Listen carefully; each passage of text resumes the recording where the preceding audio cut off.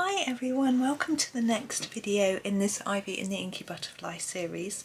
Now we have some gemstones to do today. Now I've been having a little think about what colours to do these, and this colour here, which is the purple, is absolutely perfect I think for a gemstone. However, you see I've put a little bit of tape on the end of there. That is to remind me that this one bleeds the white into white pen. Now usually with a gemstone I will put some white pen on to create a shine effect, so this is to remind me that I can't do it with this colour. So bearing that in mind, I'm not going to use that colour. So I just thought I would explain that to you. If you're not going to use white pen, you could use that colour, or if you don't mind the bleed through but it goes neon pink. So we're going to use the heather purple for some of them. Now I'd sort of thought when I first glanced at this, oh, there's two there the same and the rest are the same, but they're not. So this one is sort of pointy on both ends. These two are the same-ish. This one is pointy and so is this one, but these two are different. That one's different. I thought I might do the end two the same, those two the same, and those two the same. So I'm going to start with this one, with my heather purple. And I'm going to start on the outside edge and just start putting in a lot of layers. I want an intense colour near the bottom and then to fade it up towards the top like that. It's quite simple, hopefully.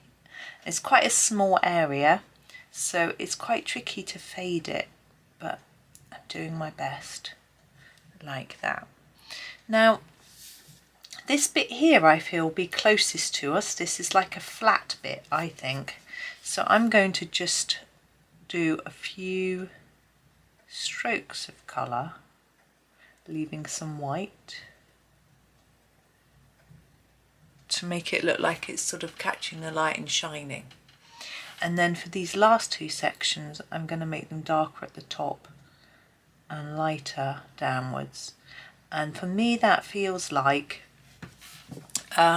this part here is closer to us, which is how it would be shaped. This bit would be further away. Usually that's how they're sort of shaped. So that's the first one. And actually, you could do white on all of these black bits, or you could leave them black. And I'm wondering whether to leave them black and then I can use my purple. But I'll have a think. I'm going to do this one right at the other end in exactly the same way. So layer it up down here and then less layers up here. It's been a busy morning this morning already. We've had our railings put back on and took 4 men in the end. My husband, my neighbour and the 2 chaps that came to do it, because they had to go up quite high. They used some rope to sort of pull them up. So yeah, I couldn't look. I don't do the old heights. Oh. So let's do the ultramarine, which is our darker blue. I think I'll do these two in this, and I'm going to do them in the same way, so get lots of practice of doing this method. Now you could use several different colours, fade it in, and there's all sorts of fancy methods for doing them, but because these are small, I keep it nice and simple. It's easier for me and it's easier for you. Like that. And then the same for this one. Yeah, I was staying out of the way a little bit because people up ladders gives me the heebie-jeebies. I actually had a bit of a vertigo attack. I don't know if that's the right word. When I was closing the curtains the other day because the railings weren't outside the window, and I thought, oh, the window needs cleaning. And then my brain took me to a scenario where I was cleaning the window and without the railing there, no, didn't. I am going to use this purple because I've decided not to do any white on these. I think they're looking shiny enough without white. If you want to do white on yours, use the cadmium red. I think that would work. But I quite fancy using this purple. Now for this shape of one, I usually do it darkest on the very outside and then try and fade it towards the top.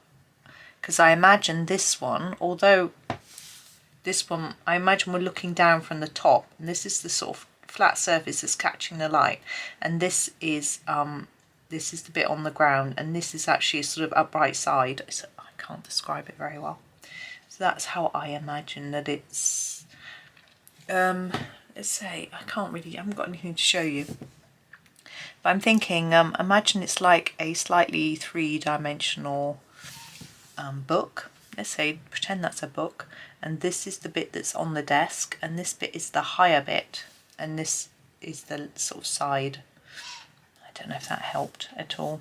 I'm just trying to decide what direction to put the shine in, but I think we should just try and keep it the same on all of them, because that would sort of be how they would do it, like that. And then the same with this one.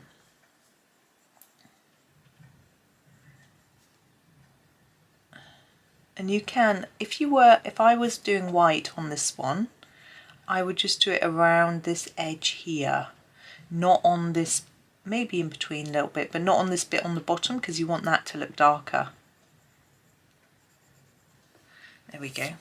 Now for our background, I'd sort of plan that as well. I don't normally plan in advance, but I've been thinking about it a little bit. So I'm going to put a mauve behind the darker purpley ones. Just quite gentle. I don't want it to fade back but it should make the white bits stand out a little bit more because there's not white paper behind, I'm hoping. Anyway, I'm just comparing them. I'm not sure. It hasn't made it any worse anyway, and I want to do a little bit of background on each one of these. So like this. It's really, I'm trying to keep it even. I find that really hard, but I'm doing my best. So we have the rose pink, which I'm going to use behind the purple ones. So this is a bit different because most of ours have the same colour. Most of them have the same background, sort of background throughout. I'm sort of treating each of these as if they're a sort of separate little picture. I'm not sure what to do about these, whether to leave them so that they'll be the same colour background as this whole border or not. I have a little ponder as I do this one. What do you do? I think I might keep them the same, and in fact I think this border is going to be black. I think it would look quite good with black between them. Behind the blue one we'll use our lighter blue. This is the cerulean blue light. It's not really light, so I'm going to try and press even more gently so that we only get a little tiny bit down. So we still get blue but not too dark. Basically just kiss the paper really lightly. You get just a gentle amount. There we go. There. I think I will put the black lines between them. When I do the background, I'll probably do it in pen, not the background, the border. But I'm going to do this in pencil because I don't have a pen in here for one reason, but also to see how it looks. I think doing the whole of the border in pencil would be quite time consuming, but it might be easier in a way than pen. I don't know, I find pen quite tricky somehow, and also gives me blisters using a pen. I don't know why, on my little finger. I think it's because I don't have to keep lifting it to sharpen, so I'm rubbing my hand down on the page more. There we go. We'll leave it like that. So that is that. It's really quite straightforward. That's all we're going to be doing today.